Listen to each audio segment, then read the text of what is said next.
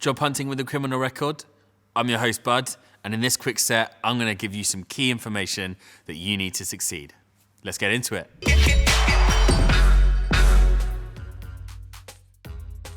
First up, you need to make sure you know exactly what's on your record. And to find this out, you can do what's known as a subject access request. This essentially forces the police to disclose all the information they hold on you, from speeding offences to unspent criminal convictions. It can take around 30 days to be processed, so the sooner you do it, the better. Now, you've got all this information, but how does it actually affect you?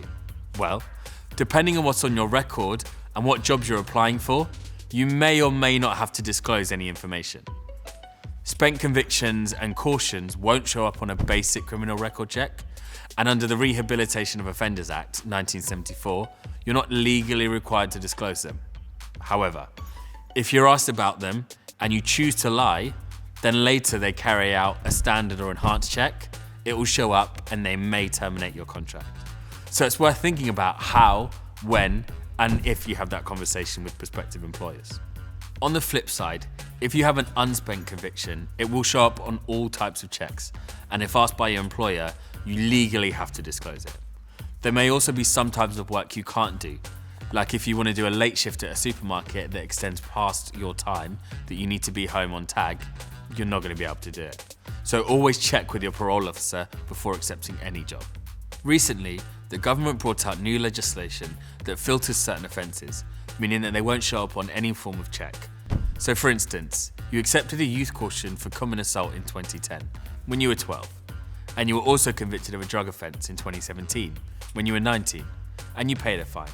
Your youth caution will never be disclosed on a standard or enhanced check because you were under 18, but your conviction for drug possession will only be removed 11 years after the date of conviction because you were over 18 and it was a conviction, not a caution. Let's use another example.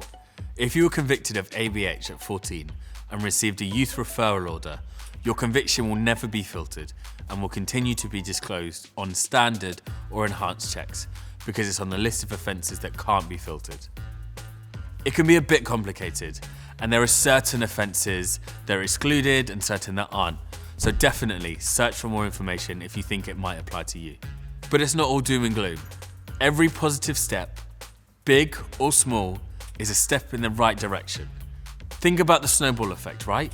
You start off with this tiny snowball, and as it rolls down the hill, it builds momentum and it gathers more and more snow until it's a massive snowball with tons of weight behind it. The same principles apply to you. Every step you take in the positive direction leads to bigger and better things. So whether you're getting a part-time job at your local supermarket or you're starting your own business, it all counts. Don't believe me? Here's someone you might have heard of with an amazing success story. Hey bro, how you doing? Good, my guy. Yeah? Yeah. So I'm just filling in for Bud today. Yeah.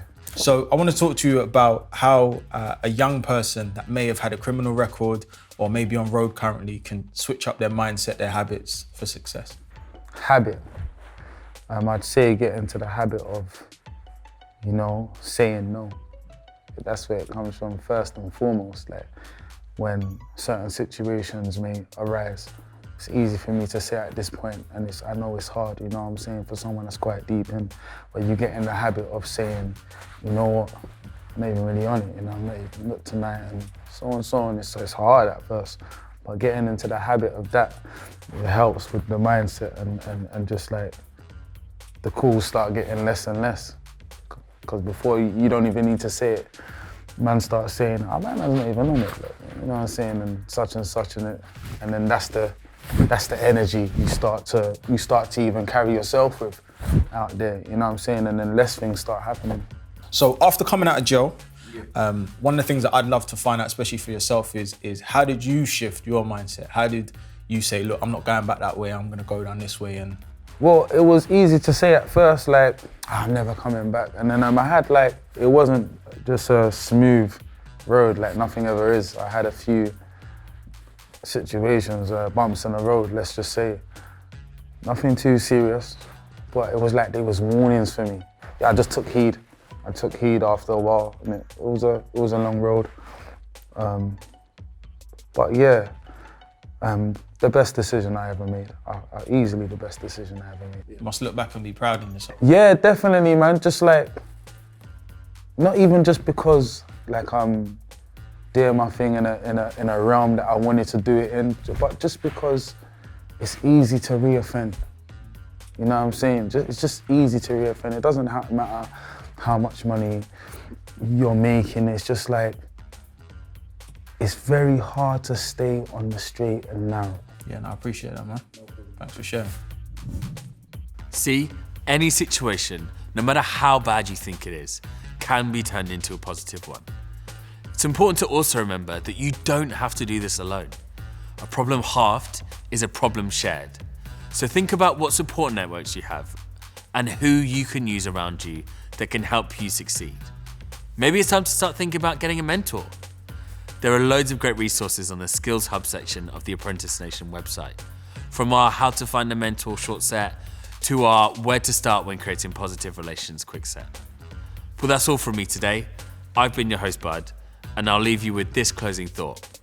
Don't look back, because you're not headed that way.